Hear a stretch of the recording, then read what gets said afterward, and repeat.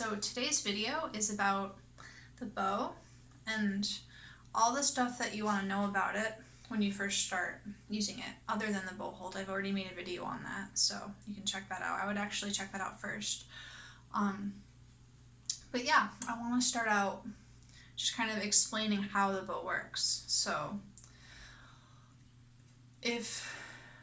when your bow's in the case, it should actually start out loose like this. See how the hairs kind of jiggle? That takes all of the tension off of the bow stick. If you're a beginner, you probably don't have a wood bow. You might. If it's wood, over time what'll happen if you don't loosen it is it'll warp and change shape and then not work as it's meant to. So it's really important to loosen it. So at the end right here, there's a screw that you just turn to do that. You see how that made it looser? And then you turn it clockwise to tighten it up. And you don't want it too tight. So if you're looking, you can tell that the bow, it's wide at the ends, see? And you want it to stay narrower in the middle here and about a pencil width right there. If you go more than that, you can go slightly more than that, but you don't want to go so much that the bow is actually like straight. You want it to have a curve. Can you see how there's a curve toward the hair like that instead of away from it or straight. So that's important. You want the bow to be flexible, but also not too loose. So that's that. The other thing is rosining the bow. So if you've ever had brand new bow hair, you should find out that they actually don't make hardly any sound at all without rosin. So rosin is just dried tree sap. I'm sure it's a certain kind. I'm not sure what kind. This is a broken circle type. This is actually Bernardelle rosin. I'll put that in the description below actually, just in case you want to get it. I really like this rosin. My teacher recommended it. It's very like smooth, and it's not too it's powerful, but it's not really sticky where it kind of gives you scratchy sounds when you don't want. So a lot of beginners have like little rosin in a little piece of block of wood. You don't need to scratch the rosin usually unless it's really bad rosin. Typically if you just start doing this, just running the bow over it back and forth, it'll start to come off. And yeah, you just go back and forth the whole way. So you start at the frog, and then you pull all the way down to the tip of the bow, and then back, so that it goes on evenly. I didn't really need to rosin, so I didn't put too much on, but if you have a new bow, you really have to put a lot on until you feel it. And what I usually do when I rosin is I just test it. So if you're already bowing, you can kind of just see, okay, yeah, like that feels like I'm getting enough sound. If it's not enough rosin, your bow is going to slide too much on the strings and it won't get as much sound. And if there's too much, it'll sound kind of like more like that. Maybe not that bad, but like it'll sound scratchier.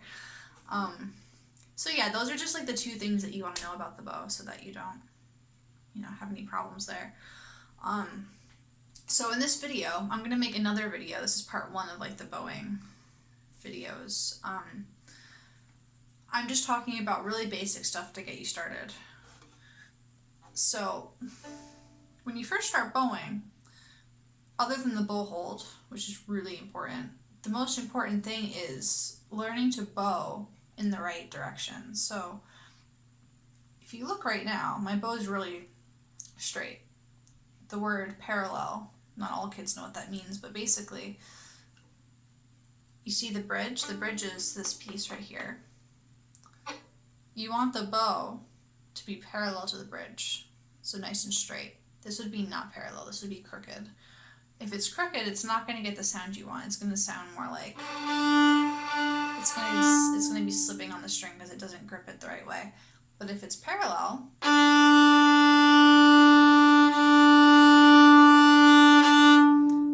it'll really get like a nice clear sound, if everything else is working right. So the thing is, there's a lot that goes on in this arm to make that happen. So first thing to know when you're bowing is that everything in this arm needs to be in the same frame. Like you don't, or at the same height would probably be the best word. Like you don't want the elbow to be up like this at all when you're bowing. Like that. You don't want it to droop down like this, which is pretty common. You just want it to all be level. Like that. So I'll go over that in a minute. But first, when you're just starting on one string, let's just pick the D string. You'll see that everything's at the same height here, pretty much. My elbow doesn't go higher than my hand. You can just think of it as from here to here, everything is at the same height. So if I were on the A string, see how it's still at the same height? It's not like that, it's not like this. It's all even. So that's important. The other thing is the wrist is actually going to change shape as you bow. So you're not going to be able to see the full bow stroke this way. Let me pull the camera back a little bit.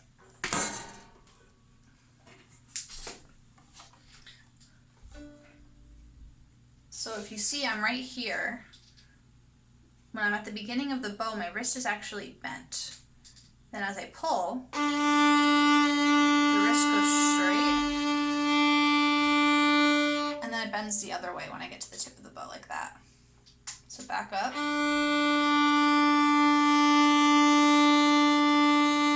So basically what's happening is my hand stays exactly the same from the wrist to the fingers, and the wrist just bends to keep the bow straight.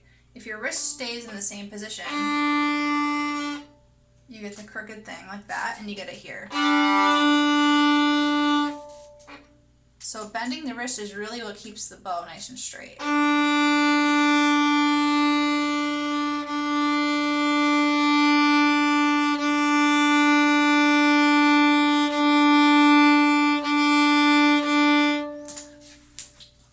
If you're really focusing on keeping the bow straight, everything will kind of just work. Like you'll be able to do that without thinking too much about what's going on in the arm, because you're just gonna have to bend your wrist to do it.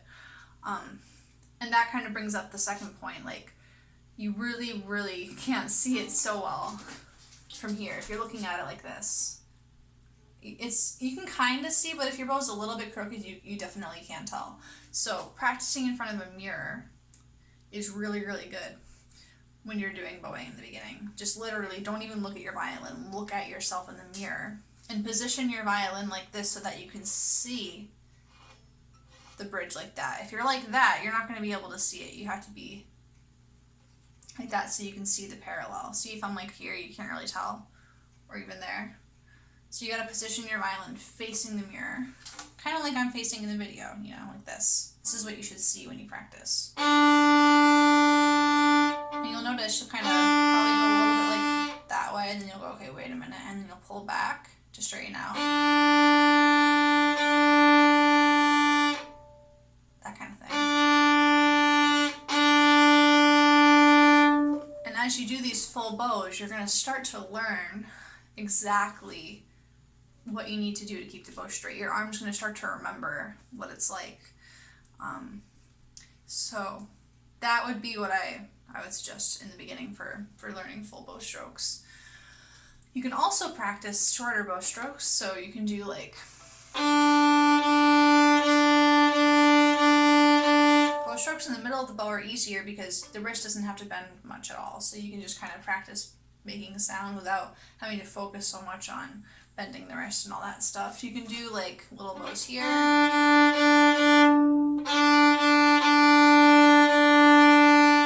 Again, I think the full bows are the best because they teach you the entire bow stroke, and then you get used to what you have to do with your wrist at every point along the bow.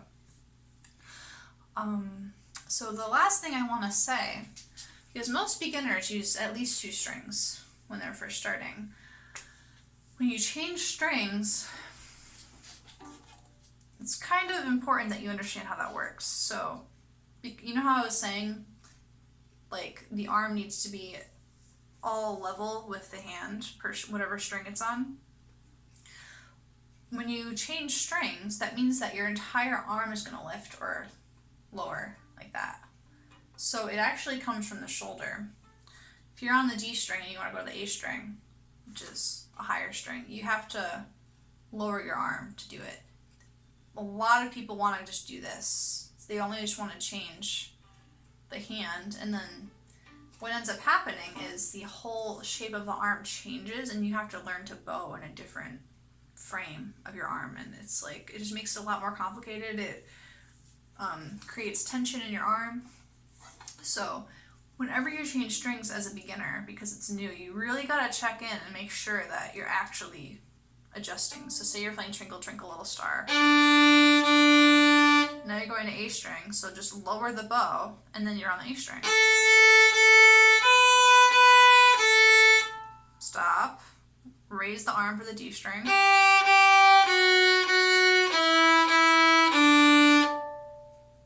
Okay, A string, lower the arm. D string again. A string. D string. A string.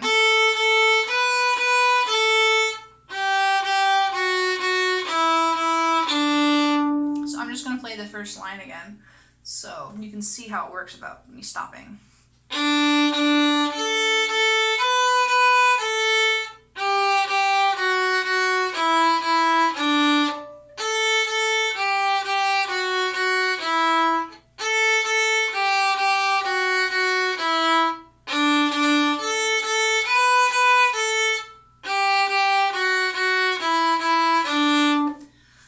So you can see that it's not a huge change when you go from D string to A string because they're right next to each other. If you were to go from G string to E string though, the lowest string to the highest string, that's a really big difference. And it's something you're going to end up doing at some point, or you'll at least be going from,